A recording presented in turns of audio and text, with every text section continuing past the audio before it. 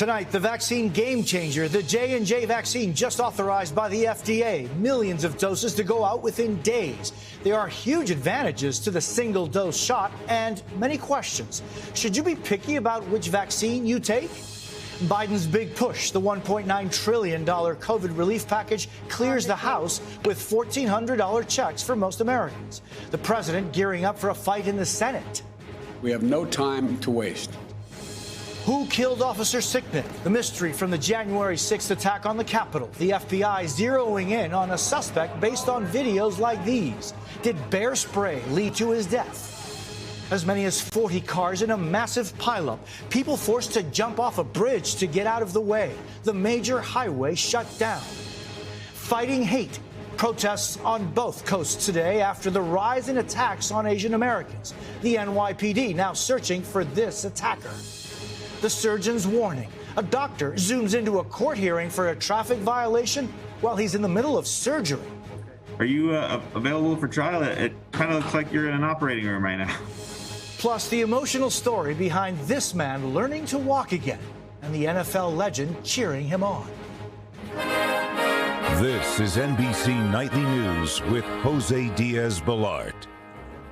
Good evening. It has been 75 days since the U.S. administered the first vaccine for COVID. Since then, more than 70 million shots have been given, with some 22 million people fully vaccinated. But it's been a frustrating journey getting to this point, one plagued by long lines and shortages. Tonight, a third vaccine was authorized for emergency use by the FDA, providing a major increase in supply. This one only needs one dose, not two. We know you have a lot of questions about it, and we're going to answer them for you tonight. We begin with Kathy Park. Tonight, a new weapon in the fight against a coronavirus, getting FDA authorization for emergency use after an advisory panel gave a unanimous recommendation yesterday. This now paves the way for roughly 4 million doses to be shipped out as early as Monday. 20 million by the end of March. There will be another major manufacturer, another major vaccine supplier to increase vaccine supply, which would result in a more rapid acceleration of the vaccine effort. J&J's vaccine requires one shot, is roughly 70% effective at preventing illness, and offers strong protections against variants. The efficacy for Moderna and Pfizer's two-dose vaccine is around 95%. Health experts say all three vaccines work. We in public health are not at all concerned about the differences in effectiveness of these various vaccines. But even with another vaccine option, a warning from the CDC about declining infections and hospitalizations. The latest data suggests that these declines may be stalling, potentially leveling off at still a very high number. Dr. Anthony Fauci stressing the urgency of getting vaccinated. The longer one waits not getting vaccinated, the better chance the virus has to get a variant or a mutation. But with high demand across the country, availability has been limited. This week in Dallas, thousands are playing catch-up after delayed appointments due to winter weather. It seemed like everybody in the world came at the same time. But promising news in California, where they're releasing more doses to teachers and school employees. If I'm going back in, I want to make sure I'm vaccinated. And Kathy joins us now. Kathy, after FDA authorization, there's still one more hurdle. Jose, there is. A vaccine still needs a green light from an advisory committee with the CDC, which will recommend which groups will receive the vaccine before they can be shipped out. Jose? Kathy Park in New York, thank you. NBC News senior medical correspondent Dr. John Torres joins us. Dr. Torres, many Americans will wonder, why should I take a vaccine that is only about 72% effective? Shouldn't I wait and get the ones that are more than 90% effective? And Jose, you really can't compare those numbers between the different vaccines because the studies of the human trials were done a little bit differently, so they're going to come out with different results. But the numbers you can use are the ones they directly compared. And over 50,000 people in these trials, regardless of whether it was Pfizer, Moderna, or Johnson & Johnson, after getting fully vaccinated, none of them were hospitalized and none of them died from COVID. That's a great bottom line, Jose. And John, do we know any side effects for this new vaccine? So the side effects for Johnson & Johnson vaccine are much like the other ones. The main ones they complained about were headaches, fevers, and muscle pains, but they went away after a day. If you are concerned about the side effect, one thing to remember, the Johnson & Johnson vaccine, it's only one shot. Dr. John Torres, thank you. To help you plan when and where to get your COVID vaccine, we've put together an interactive guide. Visit planyourvaccine.com. And now to breaking political news. President Biden's $1.9 trillion COVID relief bill passed the House today, providing $1,400 checks to most Americans and thousands more in credits for families with young children. But clearing the Senate may be more of a challenge. Kelly O'Donnell is at the White House. On their 38th day in office, COVID relief cleared a key hurdle that brought out both President Biden and Vice President Harris today. We're one step closer to vaccinating the nation. Closer after the House finished its work after 2 o'clock this morning, narrowly passing the $1.9 trillion package. We are going to keep working to get this plan across the finish line. But bipartisanship failed. Every House Republican and 2 Democrats voted no, arguing the plan spends too much. All the non-COVID waste in this bill, they are jamming it through in the dead of night. The next stage poses a challenge for a top goal for progressives. The Senate version is not expected to raise the federal minimum wage to $15 an hour.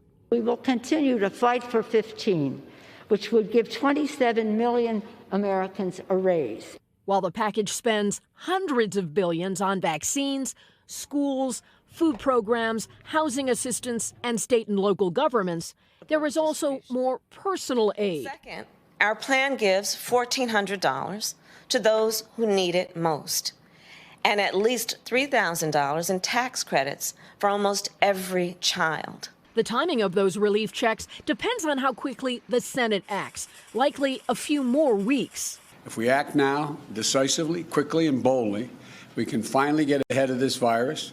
We can finally get our economy moving again. And Kelly, what's the timeline for getting those $1,400 relief checks out to families? Well, Jose, Congress is considering a deadline and a date that's coming up, and that is March 14th, when the current enhanced unemployment benefits run out. So they want to get their work done before that. The Senate has more to do. There could still be surprises, but once it is passed and signed into law, checks could go out within a few days, still probably mid-March. Jose?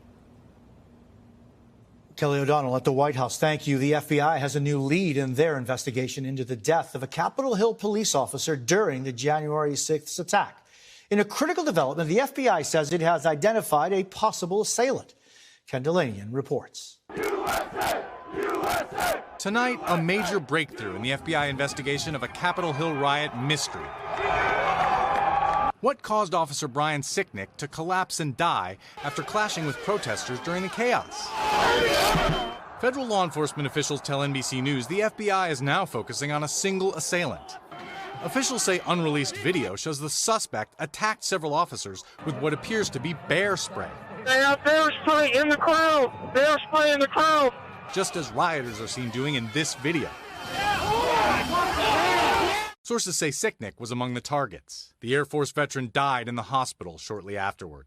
Although his death was ruled a homicide, officials had not pinpointed the exact cause, but the FBI now suspects he may have succumbed to a chemical irritant. Law enforcement officials said the man suspected of attacking Scenic is heard on video talking about spraying officers prior to the incident. They say they are working to identify the suspect, and that potential charges so far include assault on a police officer, but not necessarily homicide, because the cause of Scenic's death has not been determined. Ken Delanian, NBC News, Washington. Protesters on both coasts are fighting back against a surge of brutal attacks on Asian Americans that have been on the rise since the pandemic began. Tonight, Steve Patterson on the latest push for reform and why so many are now saying enough is enough. Tonight, activists and concerned community members from coast to coast saying enough is enough. It's really been terrifying for our community. The fight aimed at a stark increase in the amount of reported hate crimes, harassment, and discrimination aimed at Asian Americans. In the last few weeks, the surge has been underlined by a series of violent attacks. In New York, police releasing surveillance video of a woman being thrown to the ground, beaten, kicked, and dragged on Tuesday. Across town, just 2 days later, police say a 36-year-old man was stabbed in the back unprovoked. The suspect, now arrested and charged with attempted murder, allegedly telling police he didn't like the way the victim looked at him. The surge also impacting the Bay Area, where there have been at least 18 incidents involving Asian Americans this year. 84-year-old Visha Ratanapakdi was killed after being shoved to the ground. In Los Angeles, U.S. Air Force veteran Denny Kim was beaten. They started calling me Ching, Chinese virus, just all sorts of nasty stuff. We're tired of being targeted. We're angry about how people perceive us. Stop AAPI Hate co-founder Russell Zhang says there is a pattern of Asians being shunned and attacked during times of crisis, but the pandemic is a new low. They're spraying Lysol on us as if we are the infection. And it makes me wonder about my place in the U.S. We're clearly not accepted. Can we ever belong? Zhang's organization reporting more than 3,000 hate-related incidents against Asian Americans since the pandemic began. Let's do this together and let's stand for Asians. The rallying cry of a community pushed to its limits, now ready to fight back. And Steve, the Department of Justice is now getting involved. Yeah, Jose, this week the Department of Justice releasing a statement pledging that its Civil Rights Division has trained hundreds of federal prosecutors and law enforcement officers, all specifically to investigate incidents just like these. Jose? Steve Patterson in Los Angeles, thank you. Coming up, the dangerous hunt for one of America's most wanted, the new El Chapo. Plus, what Tiger Woods' team is now saying about his condition. The glamorous beauty queen wife of notorious former drug lord Joaquin El Chapo Guzman is behind bars tonight. She surrendered to authorities in Virginia earlier this week, and she could end up cooperating with officials. It comes as the hunt is on for one of Mexico and America's most wanted, another ruthless drug lord who took El Chapo's place when he went to prison. Gabe Gutierrez has his story. Just weeks ago, the Drug Enforcement Administration announced the largest meth bust ever in North Texas. Street value, a staggering $45 million. CJNG is our #1 priority right now. The DEA says it was tied to CJNG, the cartel Jalisco Nueva Generación, led by this man, Nemesio Oseguera Cervantes, known as El Mencho. Investigators say his cartel's influence now extends to all these U.S. cities and is responsible for tons of meth and fentanyl flowing across the border each month. El Mencho has filled the void left behind by the 2016 capture of El Chapo Guzman, who ran the rival Sinaloa cartel. El Mencho seems to be a lot more disciplined than Chapo was. Chapo liked to live the flashy lifestyle, the cars, women, nice restaurants, alcohol. El Mencho is content to stay away from that stuff, to stay off the radar. CJNG has risen to power quickly in Guadalajara, one of Mexico's largest cities west of the capital and some 600 miles from the U.S. border. We traveled there right before the pandemic. On the streets here, there is a heavy police presence, and over the last few years, El Mencho's cartel has earned a particularly brutal reputation. It's been known to torture its victims and dump their bodies to send a message. We also spoke then with this man who asked us not to show his face for security reasons. I didn't believe human beings could do this, he says, telling us the cartel murdered his son and seized his ranch to make meth. You say the government doesn't do anything about it. Dice que el gobierno no hace nada.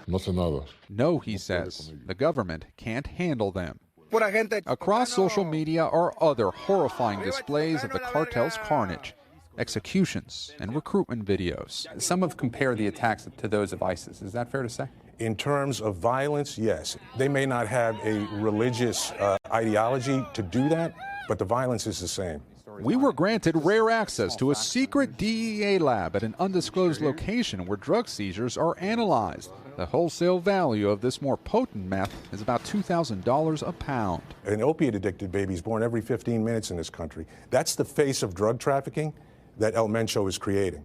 The DEA is offering a $10 million reward for his capture. Gabe Gutierrez, NBC News, Guadalajara, Mexico. Still ahead, the bizarre case of the online court appearance and the doctor who zoomed in during surgery.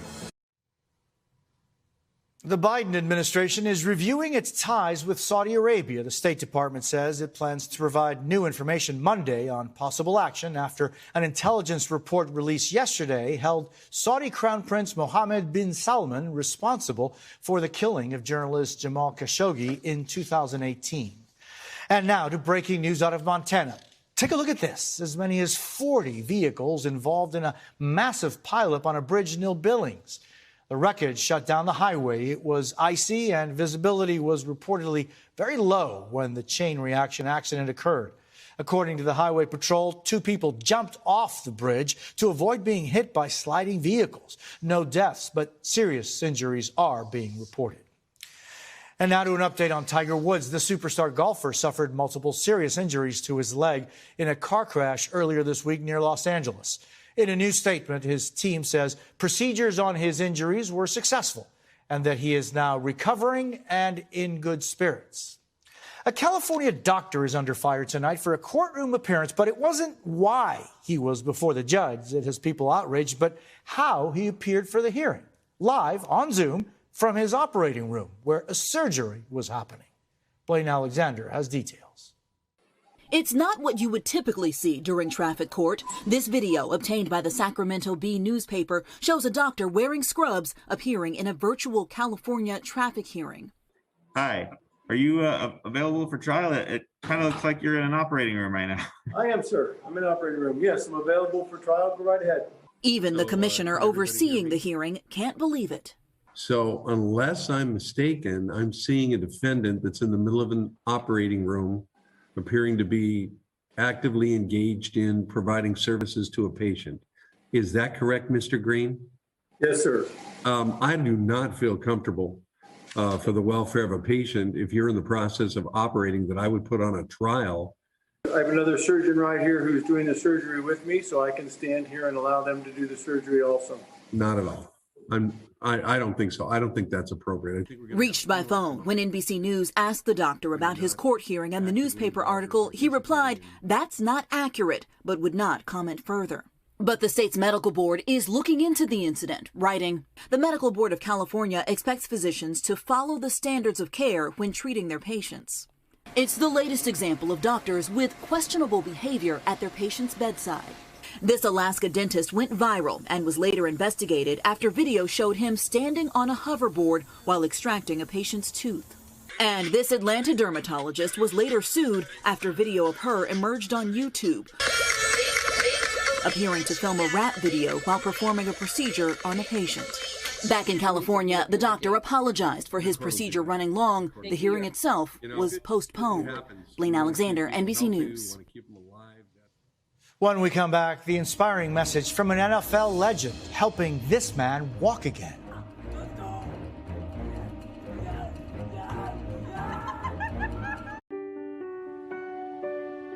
There's good news tonight about taking that next step, even when it seems impossible. And the dad fighting to walk again with some help from his hero. 1, 2, 3. It's a moment of victory 2 years in the making for 51-year-old Mike Shim. And nothing was going to stop him. That's awesome. Let's go. Yes, yes, yes. For the father of 3, now simply climbing the stairs is a triumph that once seemed unimaginable. In 2019, Mike went to bed thinking he had the flu. By morning, his wife Tracy couldn't wake him up. When I got to the emergency room, he was already on a ventilator and his condition was deteriorating rapidly. He'd had an infection in his heart and suffered a series of strokes. They didn't even know whether it would be worthwhile to do the surgery. But boy, was it. Yes, I'm grateful that somebody was willing to do that. Keep going, keep going, keep going. One day at a time, Mike is working to relearn life skills. Yes. From walking Nice. to speaking with his kids. Oh my God. You don't give up, do you, buddy? You got a lot to achieve still.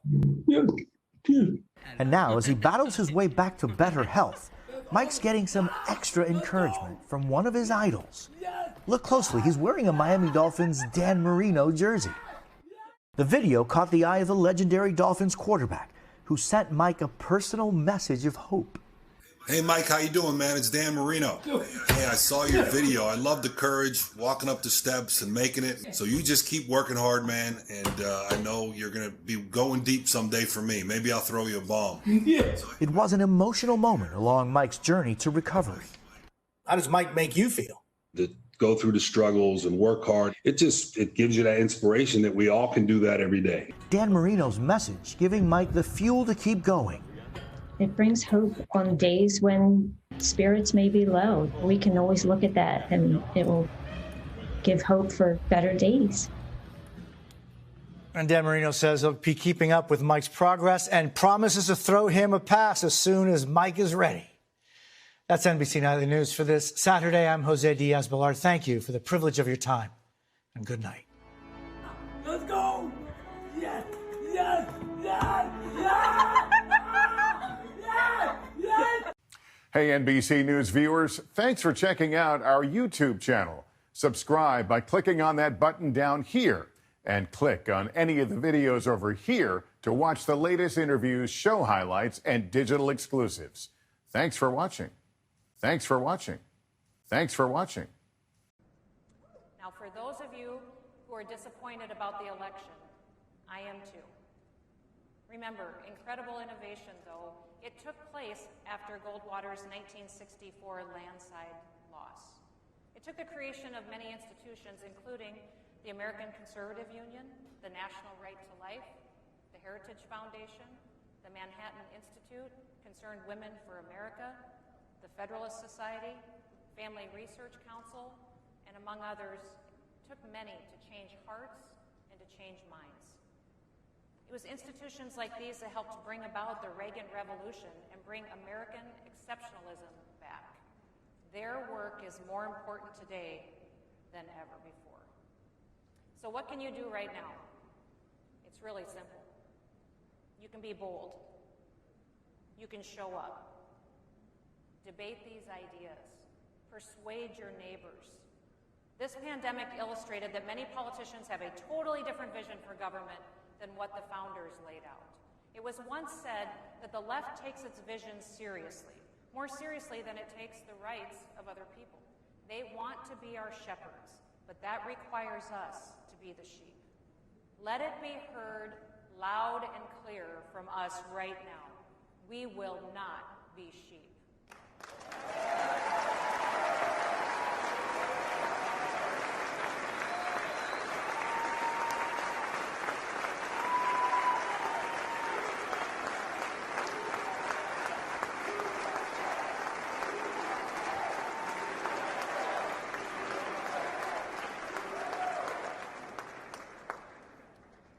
I'd like to close today with a story.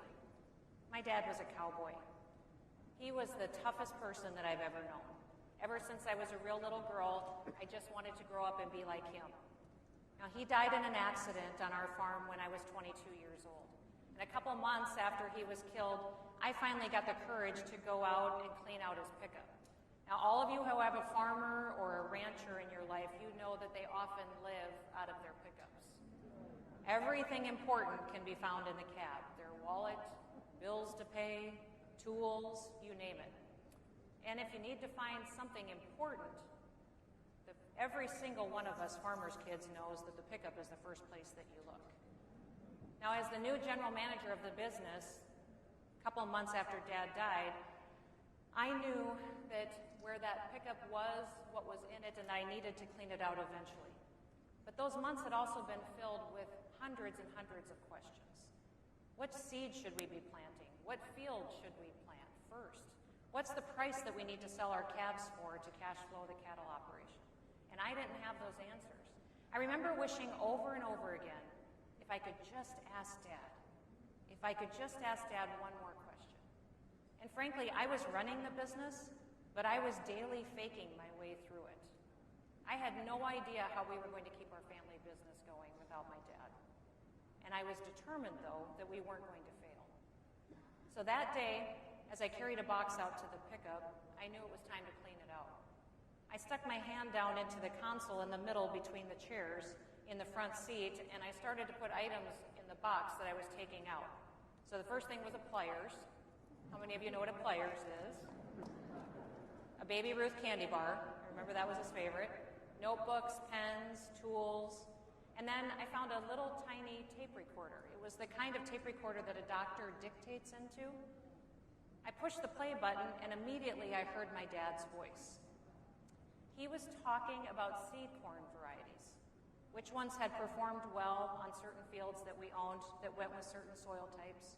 He spoke about how we'd had such a wet year the year before that resulted in poor crop yields and damaged grain. We had had a tough harvest, and he went on to describe what kind of variety choices he would have made differently, what he thought might work better for the spring that we were anticipating ahead. My eyes started to fill up with tears as I realized I was learning information that was going to be helpful to me in making crop decisions. I looked down into the console and I saw several more tapes, almost a dozen of them in all. And one by one, I put them in the tape recorder sitting there in that pickup, and I listened to my dad's voice talk about the cows, weather, markets, and what to do if we were ever caught in a tough financial situation. Inside those tapes were the answers to so many of the questions that I had had over the past several months. Over and over again, I had said, if I could just ask Dad. And here in my hands were all the answers that I needed, straight from him in his voice in the palm of my hand. Now, in that moment, I felt a strange sort of peace settle over me. I know Scripture talks about a peace that passes all understanding. It was almost at that moment as if God was saying to me, I will provide, stop worrying, you will be okay, your family will be okay, I've got this. I had the answers, I just needed to get to work. Now, Dad was always the hardest worker that I knew. He led by example and he led by action, but that day, what changed everything was his words. I made a decision that day to be like my dad, a person of words, but a person of action, because both matter. That's why I ran for office. My mission is to make South Dakota a better place to live, to do business, and to raise a family. One of the reasons I care so deeply about these issues is because I want these things for my family and for every single American family. I believe South Dakota has been an example to the nation this past year. People used personal responsibility to protect their family's health and their way of life, while the government respected their rights and their freedom. And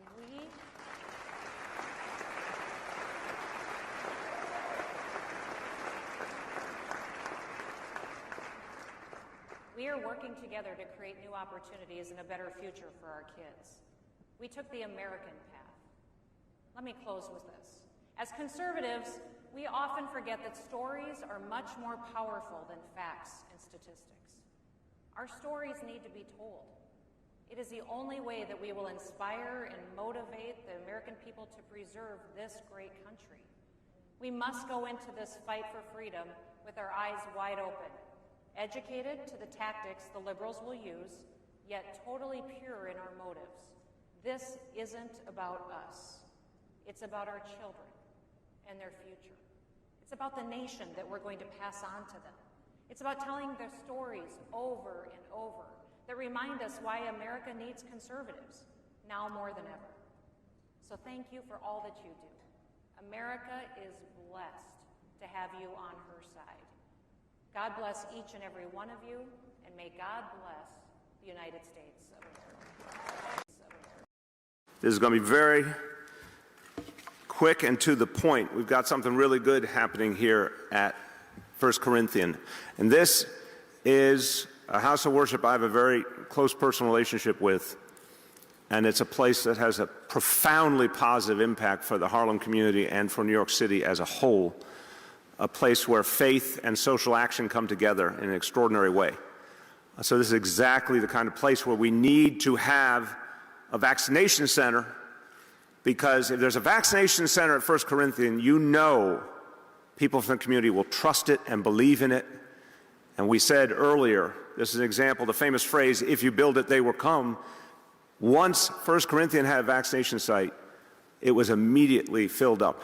The appointments were snapped up because people want to get the vaccine more and more. There's more trust starting to build.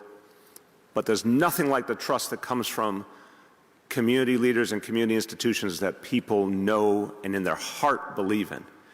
So that's what's happening here today. This is part of how we address a number of injustices that came together sharply and clearly in the coronavirus crisis. We saw the horrible disparities in the impact this disease had on some communities versus others. But those disparities were not new.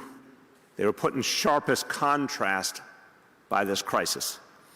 The answer to this crisis is to do things differently, to change the way we in government work and the entire society works, to focus on equality more deeply and to redistribute all things that comprise wealth into communities that have done the work but have not been rewarded. And one of the ways to do that is to bring the vaccinations to people who need them most, who have borne the brunt of this crisis. So FCBC is synonymous with equality, synonymous with changing our society positively, constructively, using faith as a fulcrum of change. And so I'm so proud that this center is here, and I see immediately, just hearing the stories of people who got vaccinated, that this is a place that makes a difference. I want to share two stories here for a moment, because I love them so much, what I just heard just now. You know, you can read different reports of what people are thinking and what they're feeling, but there's nothing like talking to people directly and just listening to their stories.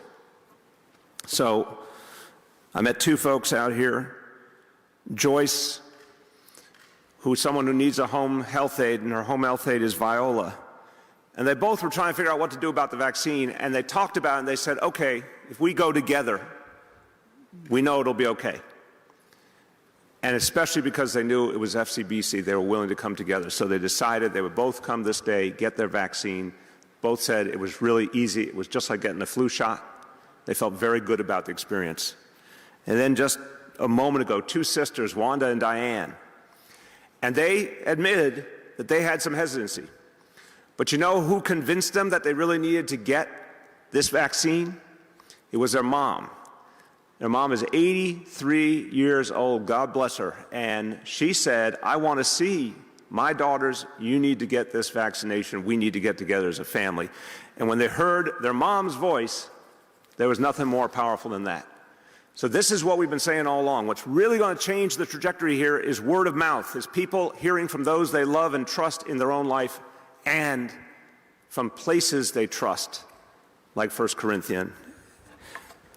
I want to just say a thank you to everyone in the 1 Corinthians family for everything you do for this community and this city. Special thanks to the pastor for programming and community engagement, Pastor Heaven Berhane. We thank you so much for what you do. I don't know if I said it right. Berhane? Berhane, I'm sorry. My apology, Pastor Heaven. I got Pastor Heaven right. And a special thank you to the new executive director of our city's Center for Faith and Community Partnerships, Nancy Pascal, new on this job, but she's been doing so much good work for the city for years. We're so proud of her and so happy she'll be leading the way, bringing faith communities into this vaccination effort. And with that, someone who I have just the deepest respect for, he has led our city's efforts to bring clergy of all faiths together in common cause. He was one of the people that helped us make pre-K for all reality, helped us improve access to mental health services, helped us make sure that people got affordable housing. Whatever we have done, he has been one of the reasons why it has worked. Just an exemplary leader in this city and of all faith communities, Pastor Mike Walrond.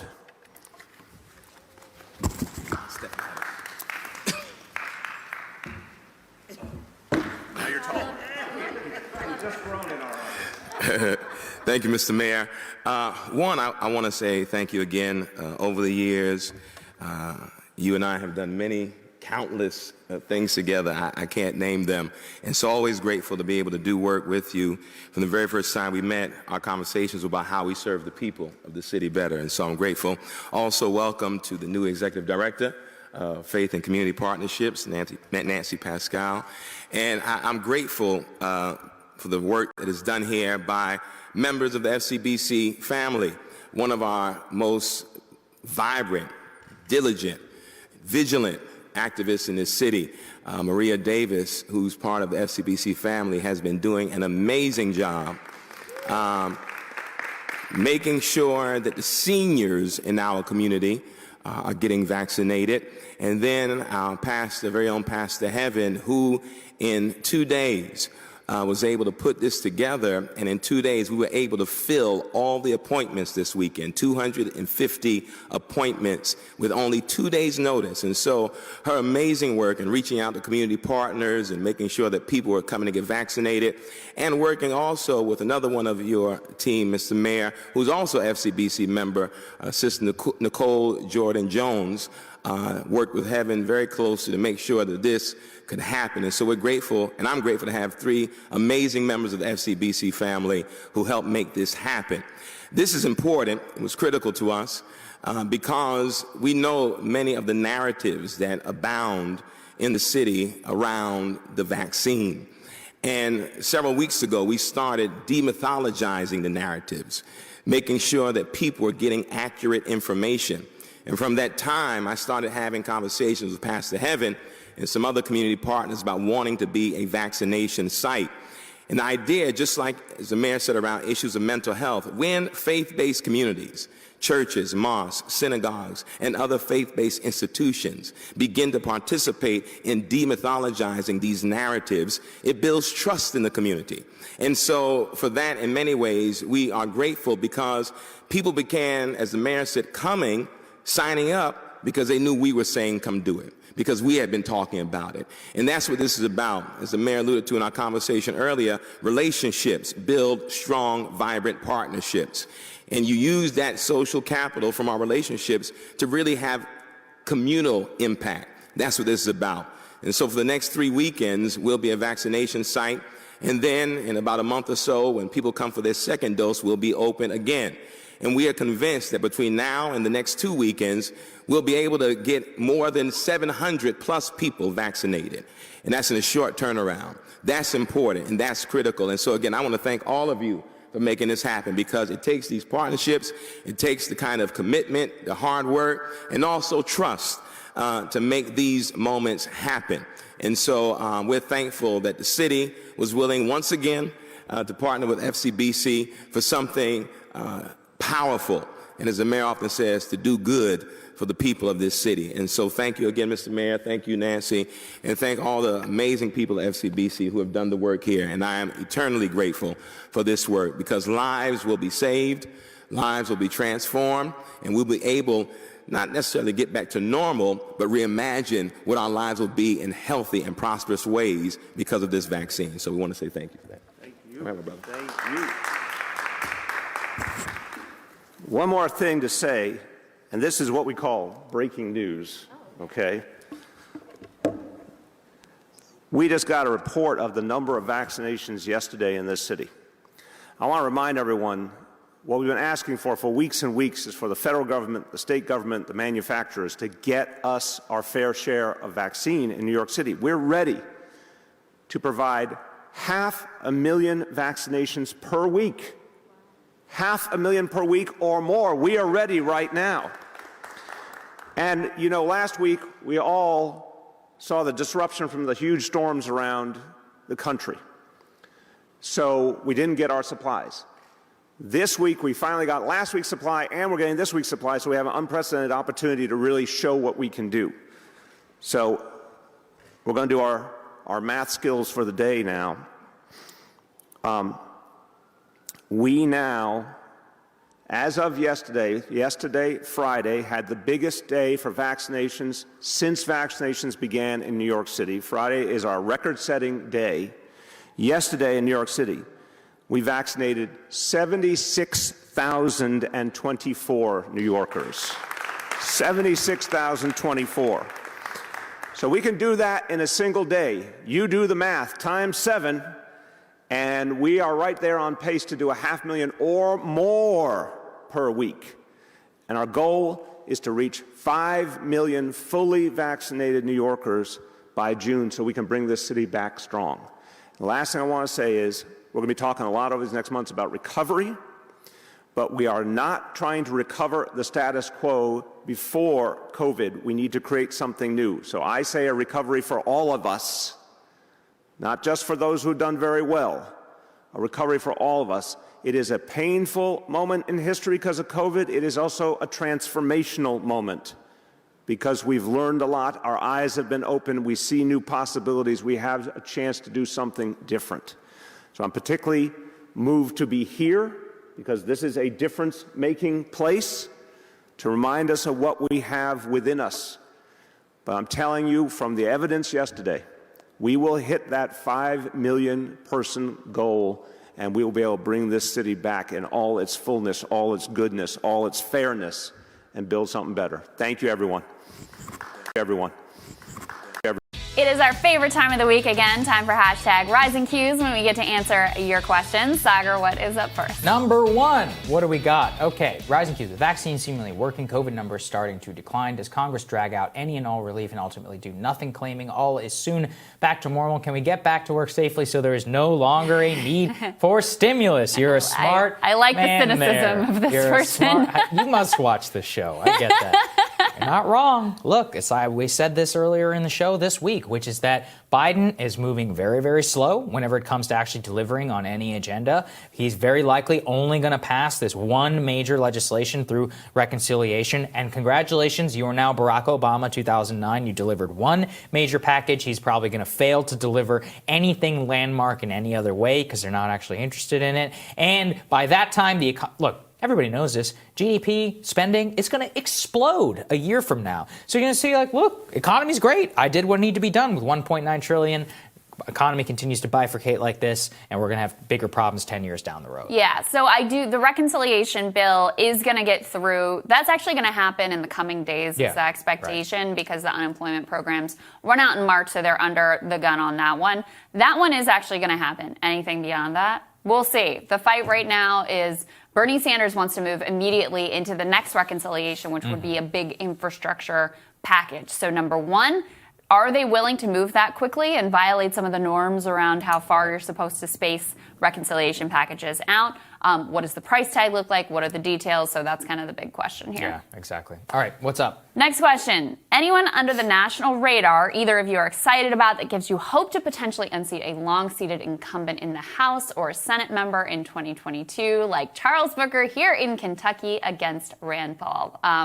I love Charles Booker. I know him a little bit personally. I think, look, Kentucky statewide politics, very, very challenging to unseat, especially at the federal level. There is a Democratic governor there, so obviously it's possible to stay very, very challenging at the federal level, but I would be super excited for him to make a run at that. In Virginia, Lee Carter is an interesting candidate for governor, and that Virginia governor's race, I actually talked about it here before, that happens this year, so it's the first sort of canary in the coal mine for what politics are going to be like in the Biden years. Lee is a self-described socialist, but he represents one of these like blue, liberal, suburban, exurban Democratic districts. So he's an interesting candidate. Obviously, Nina Turner is very exciting. There's another one. So I'm looking at the race in Ohio. So far, the candidates for the Senate race there, not that excited about. Nobody is that amazing has jumped in that race yet, and it's going to take a really special candidate, I think, to be successful there. Wisconsin is one I would keep an eye on, though. You've got this billionaire, and we covered this with Ryan Grimm, this son of billionaire, Democratic donor, private equity dude, Mark Lazary. So his son, Alex, moved to the state and is running for Senate. We played some hilarious video of him being like, who knew Milwaukee had bars and restaurants? This is amazing. So there's that dude, and then there's a number of other candidates. The one that I'm sort of most curious about and interested in is Tom Nelson. He represents a Trump area of the state, and he's got that populist, like Sanders left type of ethos, but I think he's kind of a long shot in the primary. So that's one that maybe you should keep your eye on there. I think that's an interesting one. I wish I had as much of an answer, but I'll give you a structural reason why. It's because all primaries that are happening right now within the Republican Party are all geared on what? What do you think, Crystal? Stop the steal. Stop the steal. It's all about stop the steal. It has nothing to do with policy. That's how Tea Party Josh Mandel is now a hero, down in Ohio. Maybe he'll win. We'll see exactly. And I see this all across the board. Look, there's nothing I'd like more than see Liz Cheney kick the hell out of Congress. But who is the person who's going to kick her out, right? Is it going to be somebody who's ideologically committed to a new direction? Or is it going to be somebody who's like, I stand with President Trump on the election was stolen? And I see this all the way down to the grassroots. That's where all of the energy is. That's where Trump himself is going to insert himself into the process. So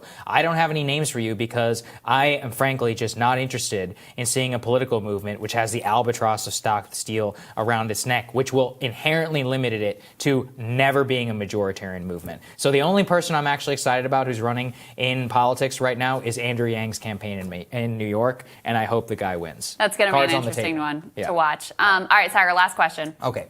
What do you think about the Republican censures, and can they possibly rectify us survive the backlash? And that's what we just talked about here. No, I don't think that they can survive the backlash by and large. Some will. I think Adam Kinzinger will probably eke it out because he represents more of like a suburban, swingish type district. People who are from deep red states. I forget the guy's name from South Carolina. He's gone. Liz Cheney, gone. The senators will largely be fine because they have 6 years whenever they're in office, like Ben Sass and all them, even though he begged on his knees for the Trump endorsement in the primary.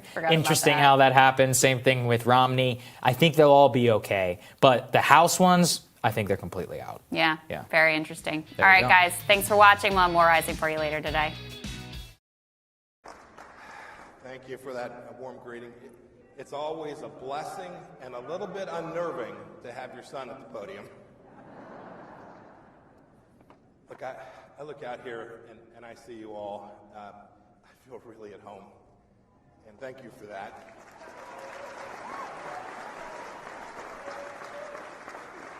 Last year I came here as America's 70th Secretary of State, President Trump's Secretary of State. And before that I was here as a member of Congress. South Central Kansas. Yeah, go Kansas. But this is different. This time's different. In the last few months, we've been called clowns and deplorables and ignorant rednecks. We've been called the evil resistance. The New York Times thinks I'm the worst Secretary of State of all time.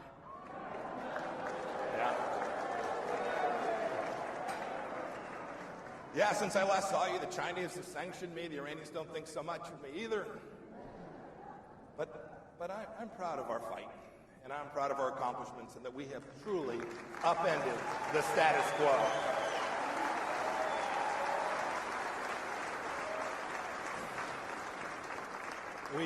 We've demonstrated enormous resistance to socialism, to the woke cancel culture. I'll talk some about that. We've resisted seeing our liberty and our freedoms slipping away. This is a noble, worthy fight, and we're in it. We fought hard. We fought for it hard on nearly every front, and we will always fight for it. I remember when they were calling us disruptors and that said they were against the establishment. We said, of course. Now, I want to tell the story. I think I come by this disruption and shooting straight very naturally. And in the Pompeo family, I've been compared to my grandpa. His name was Earl Mercer. Now, Grandpa Earl always said what was on his mind. He was pretty rough cut, Kansas. He worked hard. He never won a Mr. Congeniality contest, even in Mitchell County. But when the going was tough, you wanted Grandpa Earl around. In the 1930s, Grandpa Earl was the sheriff of Mitchell County, Kansas. Population today, a little bit less than 6,500. My mother, Dorothy, was one of Earl's and Grace's 10 kids. I had an Uncle Richard. He was the last of the lot. And he was going to run for re-election as sheriff. And Richard decided that, there was good money. There was really good money in homemade gin. So he built a still in the basement bedroom. Everything was good. Both the campaign and the bootleg business, all good. Until a still exploded in the basement. It blew up the basement and the campaign. Grandpa Earl was a one-term sheriff in Mitchell County. He moved his family to a little further south, where he raised my mother in Wellington, where he opened a pool hall. How's that for going from sheriff to the pool hall operator? Best chili in Kansas. I tell that story because I think there's a couple things that we, those of us who believe, those of us who've been part of the conservative movement for so long, can learn from this. First, he was a great sheriff, and he was regarded as such because he never tried to be anything he wasn't. And he was never afraid to tell people the truth. He did what the people of Mitchell County expected of him. He respected them. Second, the lesson from the gin problem is that plans change, things happen. We don't always see it going exactly the way we want, but we should never give up. We should always be true to ourselves, and we will succeed at all of it if we do. Grandpa Earl knew, too, that facts mattered, so today I'm going to arm you with some facts, some accomplishments from these past 4 years, how we protected every one of you and our great Bill of Rights at every turn. And what's good news today for me is when you're a diplomat, when you're the 70th Secretary of State, you know, you have to stay in your lane. I don't have that. I'm not a diplomat. I'm going to let it rip. So look, where did we begin? We began with you. We began with workers all across America. We put back to work. We put back to work women. We put back to African Americans, Asians, Hispanics, everyone. Everyone was back working. We did that. President Trump did that. Our team understood that this mattered. We focused on the economy that put Americans back to work. We did it by also securing our borders, giving Americans the chance to make a good wage, a chance to take care of their families. And we also, I'm from Kansas, don't forget, we built American energy jobs too.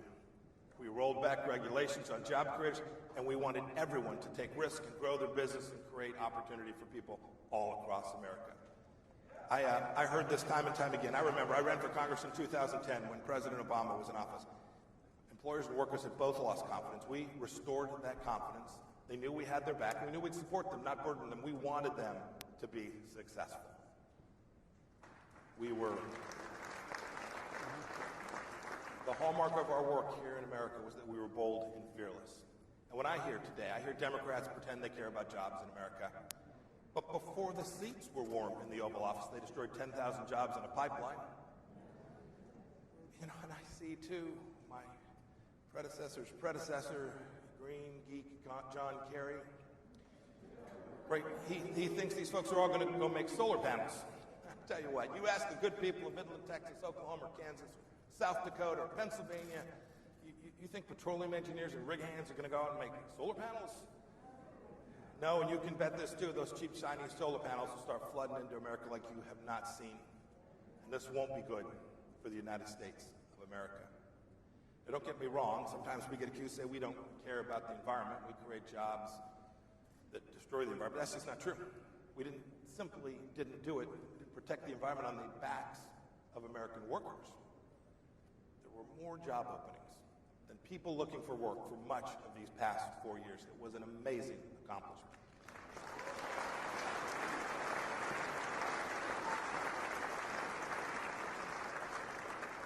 And when the Chinese wanted to come steal your job, we just said no way.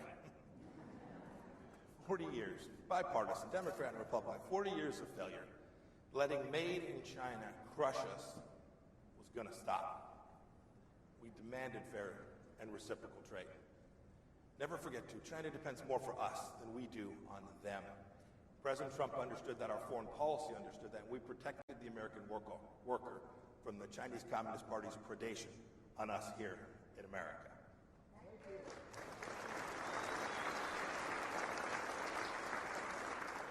Now, my job often took me overseas. We protected our freedom abroad. We kind of did it like Grandpa Earl did. We were honest, hardworking. We treated the world as it is, not as we wished it were. We weren't going to live in fantasy land. I will tell you, I walked out of some very quiet rooms in Europe.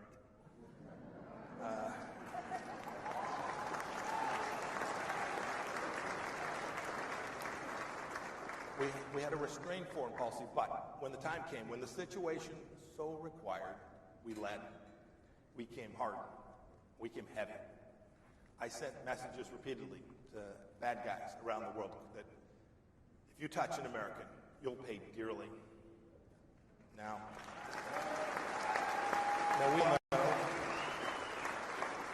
we all know that strength deters bad guys. Weakness begets war. And we want to stay out of wars. We did. I was with the president so many trips, and he would tell his counterparts across the world, he would say, look, I'm going to put America first as the president of the United States, and I expect you will put your country and your people first. And we'll work together and accomplish this for both of our countries, and we did that. You know, America first is right for America. It's right for each of us. America first secures our freedom, and the entire world benefits when America is fearless and bold and strong. We just tick through a few ways, right? So first, we show up Paris Climate Accord. It was a job-destroying joke, so we said au revoir. Look, we all want clean air, safe drinking water, but the Paris Agreement was a fantasy for elite diplomats who just wanted to virtue signal. And when President Biden re-entered this deal, I can tell you that Xi Jinping was smiling every single minute. The American workers lost. We, too, spent a lot of time. We defended America in the Middle East, and we defended Israel in the Middle East, too. We were told a number of things. Right? This was what establishment foreign policy meant. It says we were told that you can't sanction the Ayatollah in Iran, and you can't stop sending pallets of gas to the leadership. There'll be a war. Well, we did, and there wasn't a war.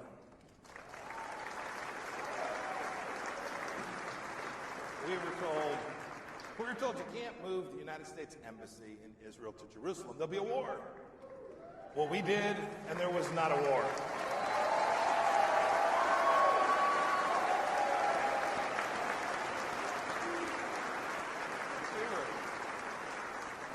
We were told you can't allow Israel to have its rights in Judea and Samaria and the Golan Heights. There'll be war. We did that. We righted that, and there was no war. We were told, and this was believed for a long time, that you can't secure peace in the region, in the Middle East, between Arab nations and Israel without buying off Palestinian kleptocrats. You'll create World War III. But we did. The Abraham Accords forged a real peace in the Middle East.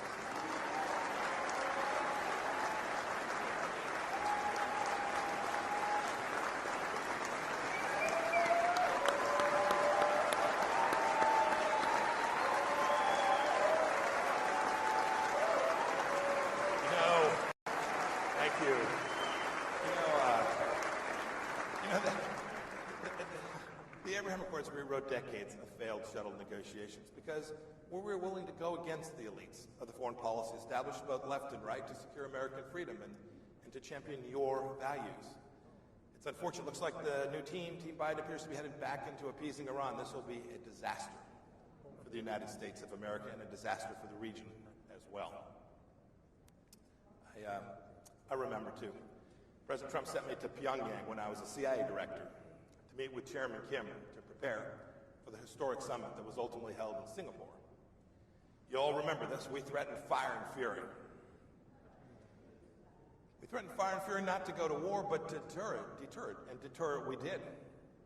You know, since those two summits, one in Singapore, one in Hanoi, the North Koreans haven't tested a long-range ballistic missile, and they haven't tested their nuclear weapons. Exactly 0 tests have been conducted. That's real foreign policy.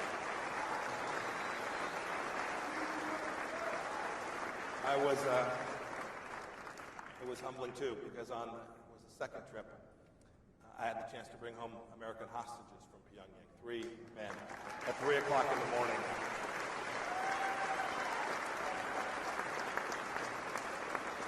And America first always means never forgetting about our warriors.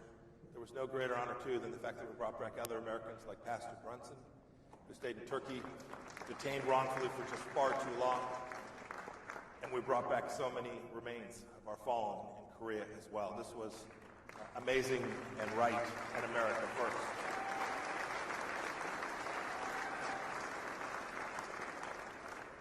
So how many of you remember Qasem Soleimani, Allah rest his soul? This was the Iranian general who was trying to cause trouble for America. He was on a mission to harm Americans, but we were a few steps ahead of him. So in the end, he didn't cause trouble for Americans or anyone else ever again.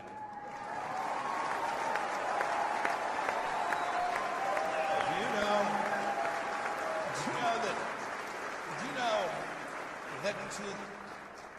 that to this day, most of the liberals and most of the folks on T-Bite still won't acknowledge that ridding the world of an America hitting terrorists was a good thing. This is fantasy.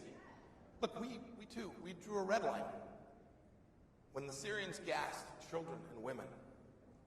And we told them, don't do that again. And when they crossed it, President Trump ordered 70 plus beautiful American-made Tomahawk missiles to let them know that we weren't going to allow them to kill women and children. America first takes real courage, takes a Secretary of State willing to walk into a room and tell it like it is, and a president who will have his back. We had that. Speaking of backs, I hear President Biden saying, America's back.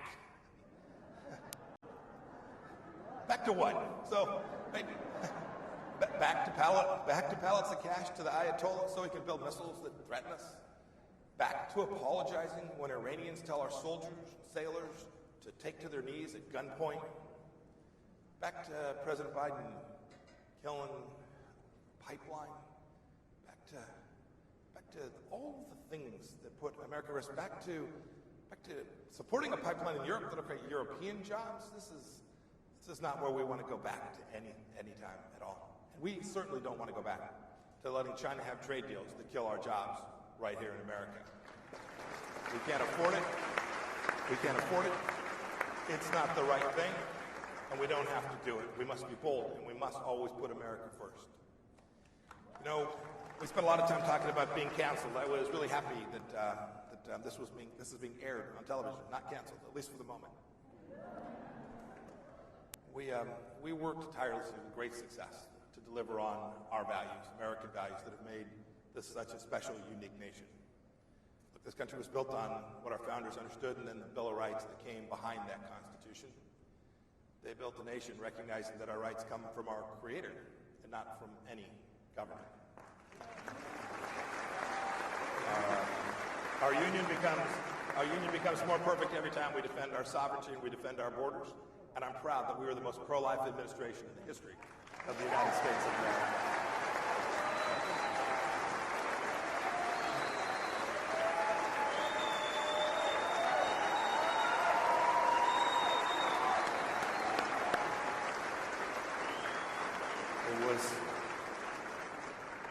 It was my job to deny that any taxpayer dollars from any hardworking American ever went to perform abortion any place in the world, and we promoted adoption everywhere and always.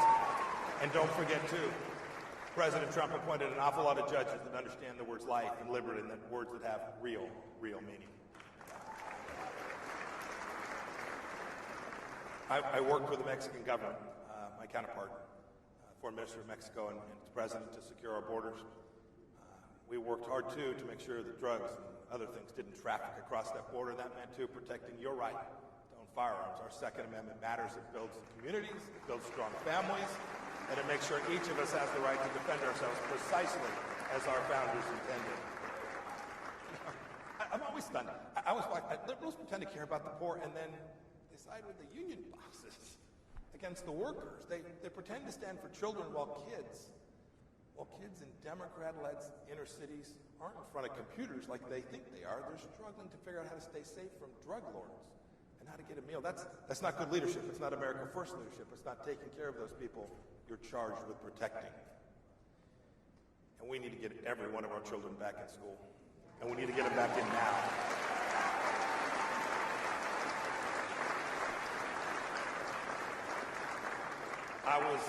I was a soldier about 25, 30 years ago, and about 100 pounds ago, too.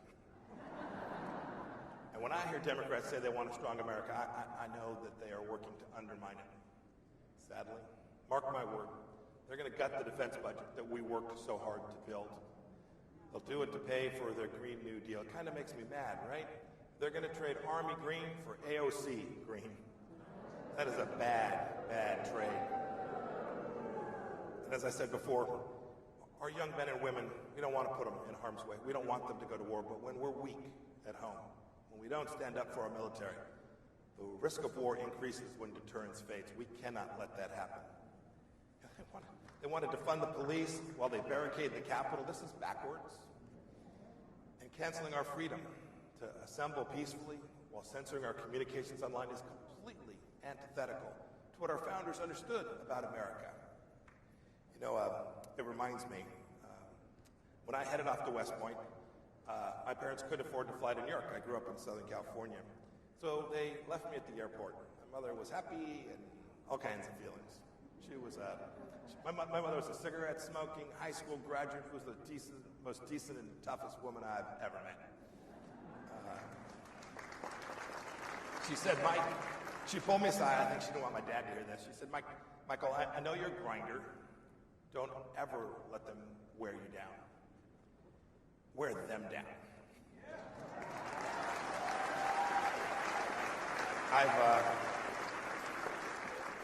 I've never forgotten what my mom told me that day. We'll all remember. Keep grinding, keep championing American values. One more story. The smartest, best CIA officer that I ever came to know.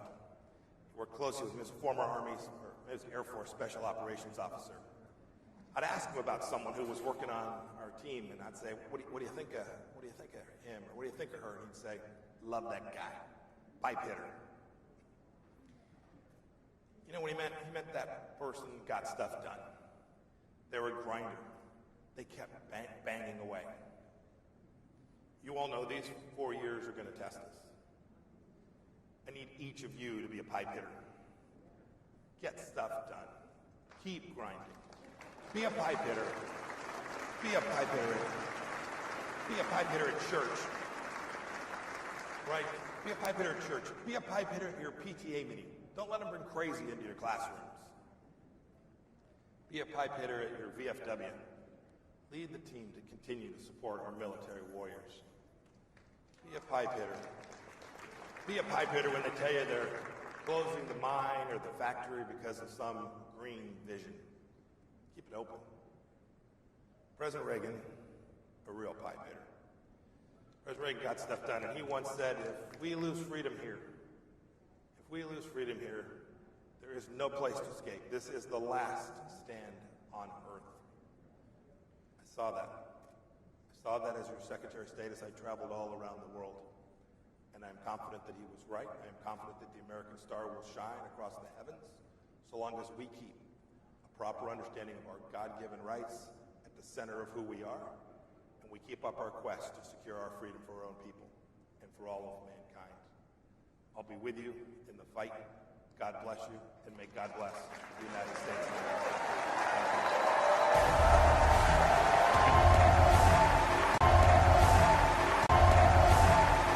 Contributing editor at Jackman Magazine, Matt Karp writes in a new piece that America is headed towards a second Gilded Age, meaning that culture wars have come to the forefront of America's political discourse, helping to extinguish the fires of class rage. Really excited to talk about this. Matt joins us now to discuss how today's identity-based partisanship mirrors Americans' first Gilded Age. Good to see you, Matt. Welcome back to the show, man. Absolutely. Matt, can you outline what I think is most important? I think, we've talked about it here many times, identity and how it can obscure class wars and how it's used by many of the elites. But what was the historical parallel that you found? I think that's something that's really new and a very, very good value add to the discourse on this. Yeah, I mean, I play a pundit on TV, but I guess my day job is U.S. history. And I feel like we've had a lot of historical analogies in the last few months, but almost all of them, sometimes it seems like, basically just come down to fascism and World War II from 100,000 different angles. Right. And, the point of these analogies is not to sort of, make a sort of a lockstep comparison between one era and another, but to offer a suggestive parallel that helps illuminate the world we're in. And for me, the world of late 19th century American politics has many more compelling similarities to our current moment than the kind of grandiose World War II or even, frankly, Civil War analogies that you hear a lot in the press. I mean, this is a period of roughly from the end of Reconstruction, the close of the Civil War era, through into the early 20th century, of high turnout elections, intense, sort of hyper motivated electorates, intense, two equally matched parties, Democrats and Republicans, and a party system, two coalitions that are voting almost entirely based on a kind of a mix of geographic, cultural, ethnic, and racial, religious identity. In the 1880s or 1890s, if you were, you could tell me somebody's, sort of personal characteristics, and within an 80% shot, have an 80% shot of guessing which party they voted for. Whether if you were a small Protestant farmer in Vermont, you were a Republican. If you were an Irish Catholic worker in Cleveland, you were a Democrat. If you were a black worker in New York City, you were a Republican. Right. If you were a white farmer in Alabama, you were a Democrat. And in a system like that, where in essence, the parties may and in fact did argue endlessly about economic issues, big questions about political economy, tariffs, currency, banking. These were, in the newspapers all the time. But the two coalitions, because of in a way that's inextricable from what the base of voters that they drew on, never really addressed actually the realities of economic exploitation and massive Gilded Age inequality. Yeah. Both sides accused the other of being the tools of the ruling class, and they were both right, because the ruling class was, as usual, ambidextrous, and the working class was, as usual, as is in our era, divided between these two parties. Well, and you hit on something important there. I mean, is it an accident that in the first Gilded Age and in this current Gilded Age, there is massive inequality and you end up with this very similar sort of political dynamic? No, I mean that's the worry, is that, I don't want to say that the two parties are ideologically identical. They weren't identical in the late 19th century, and they're not now. I mean, this is not a surprise. I obviously think that the Democratic Party is closer to delivering something like a minimal form of relief for America's broad working class, but its composition is decreasingly made up of working class voters, and to me that puts a ceiling on what that party is capable of actually delivering in the way of real, meaningful structural change, something that actually can address our yawning inequality, which is at historic levels and is, in a sense, comparable in blue states, in deep blue Democratic states, in some cases worse, if you look at the numbers in places like California or Massachusetts, than it is in states run by the right. And I do think that the shape of these coalitions, the fact that the working class is so splintered, and that our politics itself revolve around these kinds of, in effect, hyper-partisan identities, which are partly about sort of race, culture, and religion, but partly almost about the partisan identity itself. I think that happened in the Gilded Age, and that happens now. It's like, if you are on Team Blue, that transcends almost everything else about you. Or if you're on Team Red, that transcends everything else about you. And that sort of means that the way that the politics, sort of suss out, it's very difficult in that sort of circumstances for real class politics to emerge. So what is the way out, Matt? This is something you talk about in the latter half there, which is how do you actually force kind of a solution or some sort of, at least settlement within these types of politics when you have people so split apart? And this is something I really learned from the Trump 2020 election. I was like, wow, actually culture war will take you not just far, but 45,000 votes away from the presidency. You can completely abandon your promises on almost every single other thing, but people will feel empowered in a way which is just equally important to them. So how do you, if you actually care, as I really do, about economic, political, economy arrangements, how do you figure out a way to force that to happen? Yeah, I mean, the negative partisanship today is so insane that it's true. Andrew Cuomo, Gavin Newsom, Ted Cruz, Greg Abbott, Ron DeSantis, they you could, the old joke, they could shoot somebody down in Main Street and nobody, and they'd still get a majority. I mean, that's virtually almost happened in this crisis. And the fear and the hate for the other guy has kind of prevented a reckoning for all sorts of figures like that. And I think at the same time blocks the possibility of a different kind of transformative politics. Look, Sagar, I don't have the answer. I mean, my argument, in some ways, this is outside the domain of electoral politics. I think the most important thing that the American left can do today is rebuild the labor movement. I mean, I think that's where we are. We don't have an answer in 2022. We don't have an answer in 2024. Basically, in the sense that my article is talking to the electoral left, the post-Sanders left. I mean, we tried the Sanders campaign.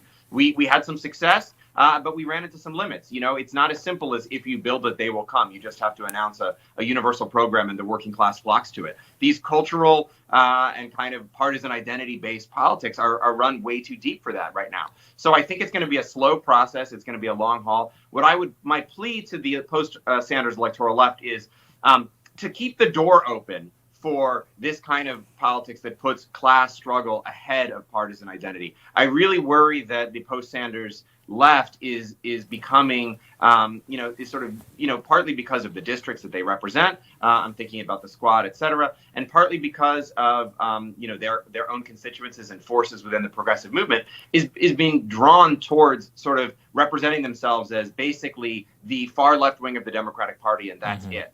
And I think it's really important to keep some of that Bernie spirit alive, which wants to reach across these party divides and make a bid for the broader working class. And I know that actually a lot of these, leftists, even in Congress and at the state level, would agree with that sentiment. But I think that the way that our politics works, it funnels things into these party alignments. And I think it requires a conscious effort to resist that and basically keep the door open for when actually a revival of organized labor can deliver the goods. That's almost the most we can hope for our politics right now. Really well said. That's sort of depressing. Matt, fantastic piece. Everybody should read it. You dig deep into the numbers with regards to the way that the working class shifted in this election, the turnout numbers, what it all means. I highly recommend it to people. It's always great to see you. Thanks, man. Great seeing you guys. Keep it up. And we're going to have more Rising for you after this. NASA's Perseverance rover got its first look around Mars this month as the rover searches for signs of ancient life on the red planet, collects samples of rock and dust, and identifies the planet's climate. Astrophysicist with the National Science Foundation, Dr. Joe Pesci, joins us now to discuss the future of Mars exploration, the possibility of sustaining life, and the prospects of hosting human life on that planet. So, Dr. Joe, tell us a little bit about this little rover and what its broader mission is and what it can tell us about Mars that we don't already know. Yeah, it's pretty amazing, isn't it? Especially the landing video that we saw for the first time. Just remarkable. So, I think this is a continuation of missions to Mars to explore the geology, and in this case, in particular, to explore potential likelihood of life in the past on Mars, and what that means for future exploration, as you pointed out. It's also a big technology demonstrator, and a lot of what we saw, the video of the entry, descent, and landing, that was new, as I said, and it was all designed to kind of understand new technology that's being used. And that new technology will be improved for future missions, hopefully including human exploration. Yeah. What gives scientists the hope or expectation or suspicion that Mars may have once sustained some sort of life? Well, I think primarily the fact that there's evidence for wide-scale, large amounts of water on Mars in the distant past, as it turns out. Although it's also looking like there's significant amounts of water under the surface in the form of ice on Mars. And so water is important both for biology, and so that may be an indication that when Mars's climate was a little bit more hospitable to life as we know it in the distant past, that is warmer, maybe a denser atmosphere with oxygen perhaps, and liquid water, that life existed on Mars in the past. But water on the surface or under the surface, or at least accessible, is important for exploration in the future, because water is necessary for life and for us if we were exploring. Water can be used to make oxygen, which is presently lacking in the atmosphere of Mars, at least at the level for comfortable exploration without without life support equipment, and can be used to make fuel, rocket fuel, for traveling back to Earth or to other areas. So that water is very important. And if the ultimate goal is human, either exploration or travel towards Mars, perhaps even eventual habitation, or at least staying there for a while, as I believe is necessary if you even want to go in the first place, how does this get us closer towards that goal? So, the technology demonstration will help with that. So, Mars has a very thin atmosphere. It requires quite extensive technology just to come in and land. And so the technology that we saw demonstrated on Perseverance landing will be used in the future. So the exploration of these sites that look like they had water will allow us to understand the surface chemistry, the geology of Mars in a better way. There's a technology demonstrator, among others, the MOXIE instrument that will produce oxygen from the Martian atmosphere, and that's an interesting experiment. I'm really looking forward to seeing what happens with that, because again, oxygen is going to be important for future exploration. But I can't stress enough just the exploration quality of what's happening here. We as humans want to know what's going on, and